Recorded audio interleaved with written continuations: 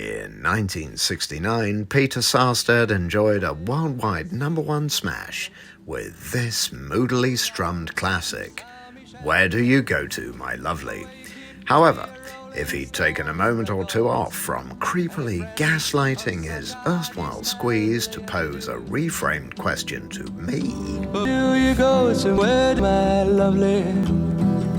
I would, once I'd regained my composure in light of his frankly unnecessary familiarity, have to respond, no, Mr. Sarstedt, I have never been to Ware, still less visited on an habitual basis. However, much to his delight, mine, and maybe even yours, I intend to put that matter straight today, because I am bound for the town that's doubtless provided the basis for thousands of instances of substandard wordplay. Yes, listeners, I am on my way to Ware.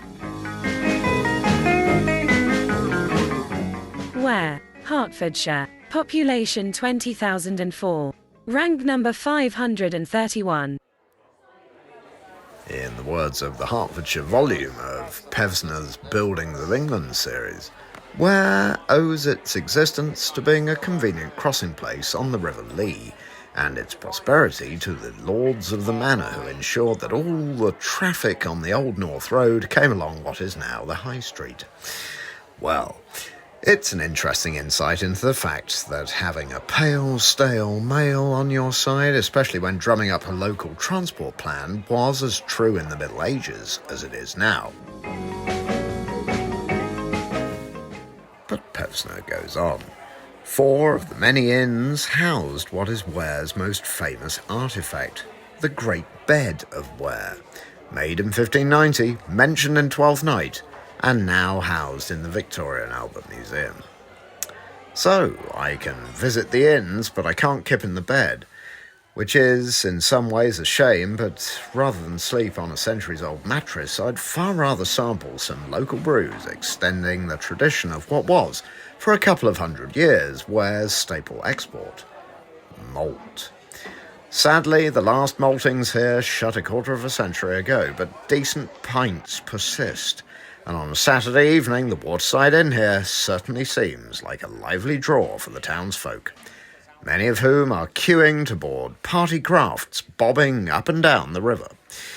I, meanwhile, who have left my sea legs at home, repair to Zero's Pizzeria for a more than adequate calzone.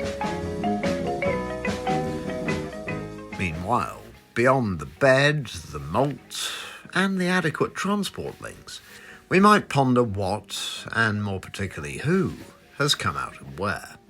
No, not Peter Sarstedt, he was born in Delhi, fact fans, but no lesser luminaries than Janine Butcher from EastEnders, aka Charlie Brooks, Richard Chartres, former Bishop of London, Mr. Barraclough from Porridge, aka Brian Wilde, singer and guitarist Russ Ballard, he who gave God Gave Rock and Roll to ya, and noted 13th century philosopher William of Ware. I suppose the clue really was in the name. Yes, I'm pretty sure that all of the above back in their quondam days were queuing on the jetty, ready for a night on the Raz. Whilst we leave that disparate bunch of ruffians to their waterball antics and slowly make our own way back to the station, we can ponder the interesting disparities between Harlow, Hoddesdon, and Ware. But a journey in which the direction of travel has definitely been upward, and perhaps not merely in terms of latitude. Next time around, we shall be moving altogether further north to a pair of market towns in Cambridgeshire, or should I say the Isle of Ely, which, due to the beaching cuts and general expediency on my part, may involve digging out the old jalopy. Sorry, Greta. For the meantime, though, I'm hopping back on the Great Anglia train and heading for the bright lights of the metropolis. Take it away, Peter.